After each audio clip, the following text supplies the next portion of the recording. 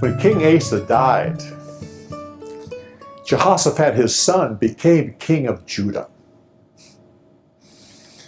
The Lord blessed him, and he followed the example of King David.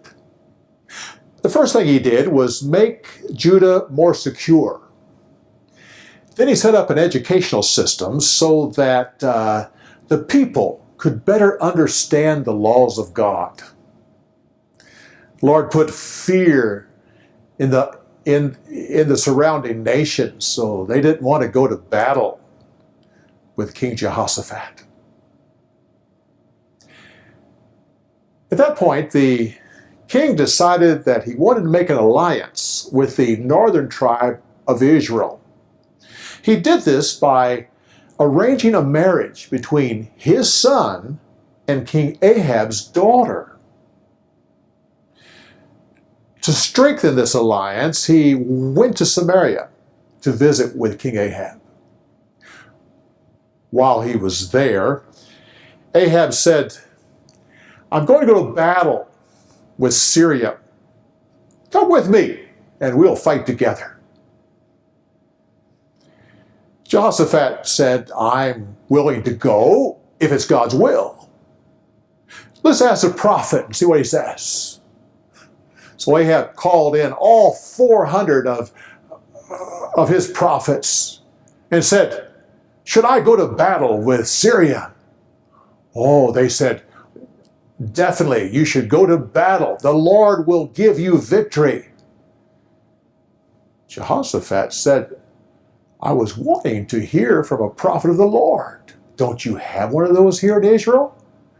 "Oh, yes, we have one. I don't like to hear him. He always says bad things about me." Jehoshaphat said, "Still, I want to hear what he says." So Ahab said to the guard, "Go get Micaiah and bring him here."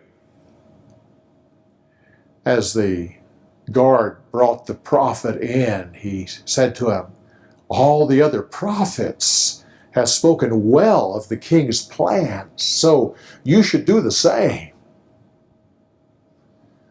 Micaiah turned to the guard and says, "As God lives, I will speak what he tells me to say." When he got there, King Ahab says, "Micaiah, should I go into battle against Syria, or should I stay home?" "Oh, you should definitely go into the battle. The Lord will give you success." Ahab says, "Micaiah, I have told you over and over again, you are always to tell me the truth." Micaiah says, "I see Israel scattered like sheep because their master is dead." Ahab said to Jehoshaphat, "See, I told you, he always says bad things about me." Micaiah says, "Listen to the word of the Lord." God spoke to his angels and says, "How can I get Ahab to go to this battle?" Well, the angels had various ideas of how to do it. Finally, one angel turned and said, "I have an idea. I can make Ahab go to that battle." "How is that?" "I will be a lying spirit in the mouths of his prophets. They listen to him, and he will go to that battle." And the Lord said, "That is how we'll do it." One of the prophets walked up to Micaiah and slapped him in the face. Ahab yelled, "Guard, take this man back to prison. Don't feed him anything but bread and water until I return back from the battle." Micaiah turned to the crowd and said, Listen to what I have to say. If King Ahab comes back from battle alive, then I am not a prophet of the Lord. Both kings went to the battle. Ahab said to Jehoshaphat, "You can wear your royal robes, but I think I will disguise myself as a common soldier." The battle that day was fierce. The Syrians were determined to kill King Ahab, but they couldn't find him. Finally, they saw Jehoshaphat and thought he might be King Ahab, and they went towards him, but when they found out that he wasn't, they turned back.